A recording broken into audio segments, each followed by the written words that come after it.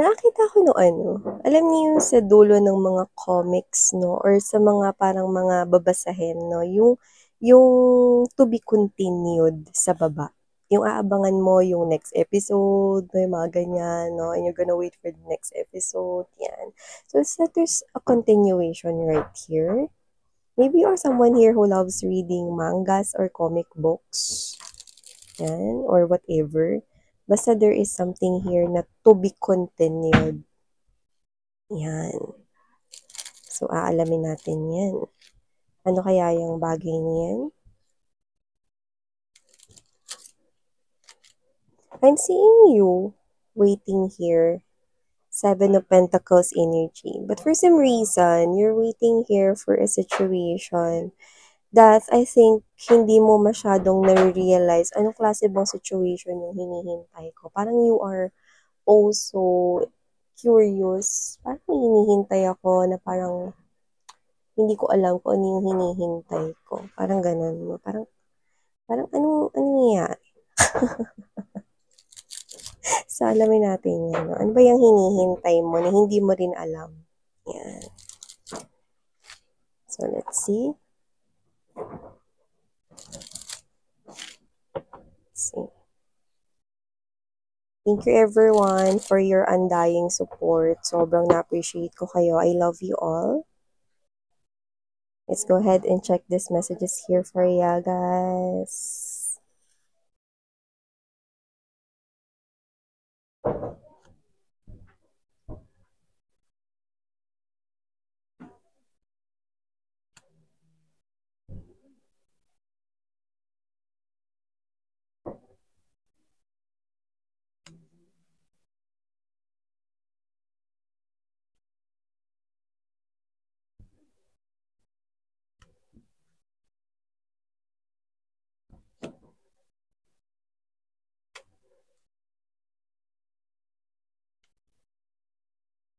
Oh, okay.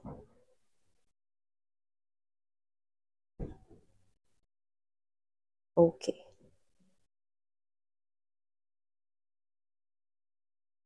Wala mas say.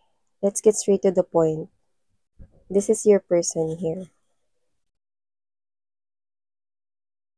This is your person here. Okay? So before we start talking more about this reading of yours, let me just greet everybody. Hi and hello there, new subscribers. Ako po si Yan. Welcome, welcome. At sa mga returning subscribers, thank you so much for the warm love and support you're giving me. So, we do not have any gender right here, and of course, this is timeless as well. So, just take only what resonates here with you guys. And of course, no, at the end of the day, alam nyo naman that you always have your free will. Malaya kayo to use that. Okay?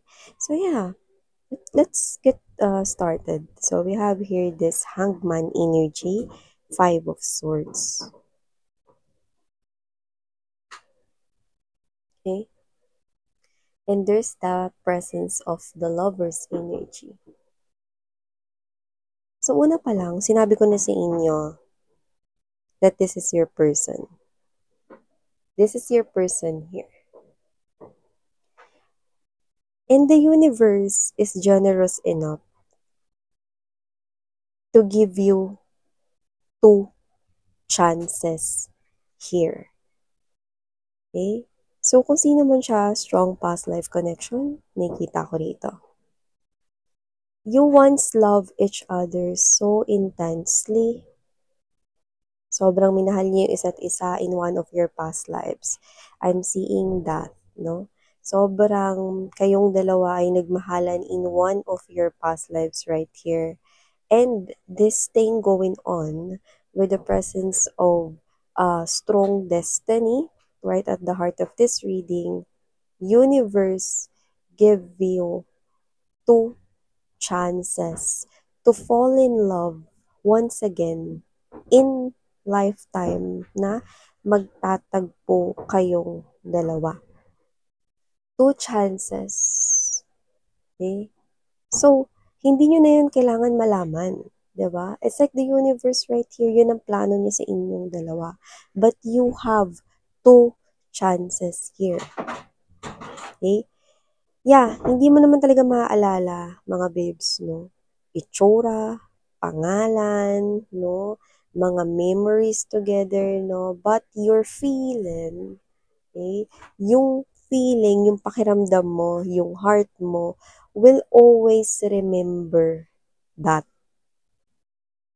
Kaya nga minsan, nasasabi natin, uy, parang nangyari na to. Ay, teka, parang galing na ako dito. Deja vu, diba? Other people call it deja vu. So, whatever the case may be, this is something here na it's like a gift. Sunmo, okay? Present, coming from the universe here. That your love will be given two chances to meet, okay? Sa dalawang magkaparehong lifetime, ay magtatagpo kayong dalawa. Pero so nakita ko dito, nasayang yung isang chance. Putok eh? Nasayang yung isang chance with the hangman right here, Five of Swords energy. Okay? So this is something here that this is not you. Okay? Because I'm seeing you that dun sa unang chance, nakita kita na nag-dive ka into connecting with this person here. Even though you do not know his name, you do not remember his voice, you do not remember connecting with that person in one of your past lives, you fell in love with him or her pa rin. Why? Siya yung person mo. So, na-inlove ka sa kanya. And this other person right here, for some reason, meron siyang naramdaman na feelings para sa'yo. Okay? Just like kung ano yung destiny ninyo. But this person, instead of diving into this type of connection here with you, this person tend to run away. This person did not reciprocate that. Pero may feeling siya sa'yo. How come? Sabi nila pag nagmamahal ka, dapat matapang ka eh. 'Di ba? Dapat hindi ka duwag to face. Okay? Yung ganitong klase ng sitwasyon. So this person, I don't know, pero this person is appearing to me as someone who is coward or duwag nung time na yon. Ikaw, pinupurso mo yung feelings mo sa kanya kahit hindi mo alam na minsan na kayong connect in one of your past lives. This is you. You just go with the flow. You're just giving this person here your love.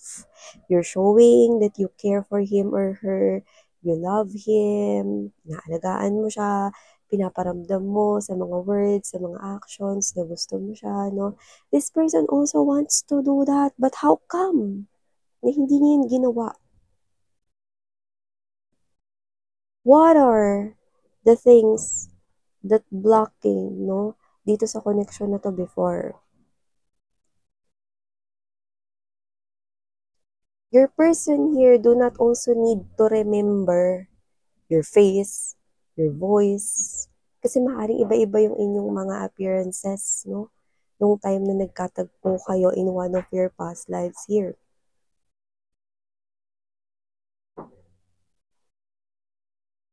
Pero, it seems na dahil naduwag siya na mag-offer ng love sa'yo, nasayang yung first chance. Natapos yung lifetime ninyo rito, no? And you did say goodbye with each other without having a commitment or relationship. So I don't know specifically why this person here is duwag nung time na yun at kung bakit kanya hindi pinurso rito, no? So nasayang yung first chance. Okay? And wala kayong kaalam-alam about this. Okay? It's just that in your memory, this is the first time, but this is not the first time because you already met this person here in one of your past lives and you're not just meeting this person here. Okay? Nagkaroon kayo rito ng malupitan na pagsasalo ng pagmamahal. So, ibig sabihin, naramdaman ninyong mahal niyo yung isa't isa, no? nung nagkaroon kayo rito ng first chance na muling magkita, pero yung isa na duwag dito. Okay?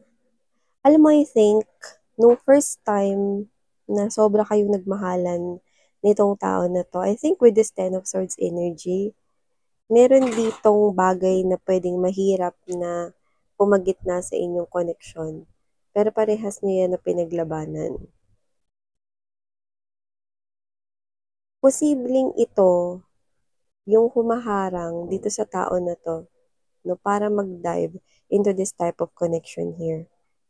Because he or she is afraid, no? Kahit wala siyang naaalala ni any memory from that past life din yung dalawa kung saan kayo nagsalo ng napakatinding pagmamahal for each other, no? Posibleng meron kayong pinagdaanan na something na mabigat, na posibleng ikaw yung mas pinaka naging matapang dun.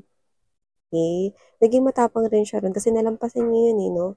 So, maaaring ito ay posibleng nagiging fear niya, no, kahit wala siyang naalala, no, maaaring may matindi siya ditong fear in love, na nadulot na nga nung past life kung saan kayo unang kumunik. And for some reason, kahit wala siyang naalala rito, no, posibleng fear ang nagiging pinakamalaking hadlang sa connection na to. So, paano to miss yan? Paano yung isa pang chance? Well, universe is really generous enough. Look at that. This is the hand of the universe. Oh, eto. Yan, yung hand na lumabas sa cloud. Eto ang isa pang chance. Eto ang pintuan. Muli kong bubuksan ang pintuan na ito. Ang mga bulaklak na to, no, yan, no, ay simbolo ng purong pagmamahal, purity, love, okay? Pero this is also the symbol of chance. Look at that mountain in the background. Mountain is a symbol of challenge. Will your person can be able to recognize this last chance? Or hahayaan na lamang niya itong lumampas? Remember that that last chance is ito. Kung saan ninyo ko naririnig yung lifetime na to, na ito, kung saan kayo nabubuhay ngayon. This is the lifetime that we're talking about. Itong last chance na ito ay magaganap ngayong lifetime na ito. You will fall in love again with that person, same person, but different face. Yung person na pinaka-kinainlaban mo nung pinakaunang nagkita kayo and then the first chance, you will also fall in love again with that person is. But there's that mountain. Ipupurso mo na naman yung love mo para sa kanya. Ipapakita mo na naman yung pagmamahal mo para sa kanya. Magagawa ka na naman dito ng mga aksyon para sa kanya, no? Without any memory na nakakonek mo na siya, no? Before at before pa, no? Will your person can be able to recognize you? Hermit energy. Well, your person can be able to realize that you are his or her person here. Or masasayang tong lifetime na to. An offer of last chance here. I know, kinakabahan ka. Otoke, miss yan. Mamahalin ko na naman siya ulit. Magpapakita ko ulit ng love and affection sa kanya, and that is the same person you're telling me that I've connected in one of my past lives. Yes! This is the person here that you love so much in one of your past lives. And then, when you met, no, after that, no, yung first chance, di ba? You did fell in love with this person here, but this person rejected that love even though he or she may feelings para sa'yo. Then this is the last chance here. Well, your person can be able to open this door. Well, your person can be able to offer you this. Universe is offering this last chance here. Will your person realize that you are his person or her person. I know what you're feeling right now. You're curious, but at the same time, you're afraid. What if that person is maduwag na naman miss yan in this lifetime? Okay, this is the last chance here. I know how you feel. Eh? Or masasayang yung last chance miss yan. Wow. Drum roll. Yes, ako rin po yung ano rito, no? Sound effects, no? Your person ba is someone here na maduduwag? Will your person ba is someone here na hindi na naman ba niya ipupush ang kanyang feelings at emotions for you? Well, this person here will be someone na aalis at hindi bubuksan tong pintuan na to.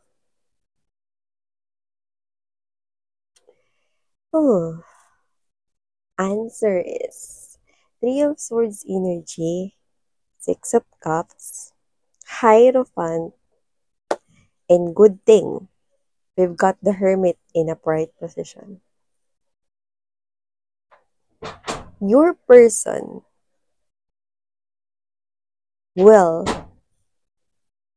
now pursue you, but almost muntik na siyang malit. Yan. This person here almost missed this last chance here.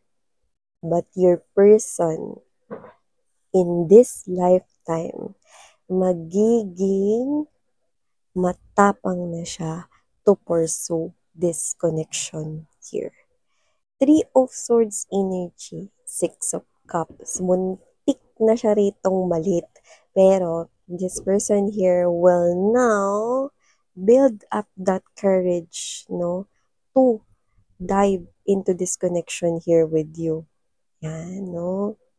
You will help him or her realize that you are not someone who will play any tricks or games with his or her heart. You will not play with his or her feelings right here because maybe this person is afraid to get hurt, no? In love. You are a big help with this person here. That's why ikaw yung magsisave ng connection ninyo.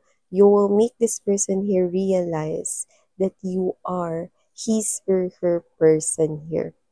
Without any memory of the past. Without any memory of your past life here. Okay? Muntik na. Pero nabit ninyo yung last bus, yung last train. Yan, no? So, the Hierophant energy and the Six of Cups right here, definitely, your person did open this door dahil sa tulong mo. Your person can be able to open this door and you will have this last chance, the fulfillment of your love. Wow. See? Almost late. Almost. It's just, a centimeter. No? Muntik na. Muntik na masayang yung last chance. But I like your energy. Because dun sa mga times na pinagtatagpo kayo, lagi kang sumasabay sa agos, lagi kang nag-go with the flow sa yung feelings at emotions, no? You're not fearing, no? You're fearless of diving into this connection right here, indifferent, no? Past lives ninyong dalawa. And nagtatagumpay ang connection na to, no? Dahil rin sa tulong mo. You see, two people right here do not need to remember any memories from their past lives. It's just that the feelings and emotions, huwag ka matakot na mag-dive dun. And that's what you're doing. It's like you pull your person here up You grab his or her hand like, let's go. Ako yung person mo. Do not be afraid. Okay? Do not be afraid. I am not someone who will hurt you. And this person here grabbed your hand. Okay? And you both escape. No? Eto. Yan, no? Kala ninyo masasayang yung last chance, no? Hindi. Yun ang nakikita ko rito, magpapatuloy ang inyo rito, no, na pag-iibigan, no? And I love it because this is happening here in this lifetime. So I do not know if you're already connecting with this person here right now, but this is something here, no, na kakaloka, no? Last minute talaga. So, claim this beautiful message right here, sweetheart. No, because I know that you deserve this. Thank you so much for your time. And please do check out other channel. Sarang Heyo, Love and Light. Annyeong.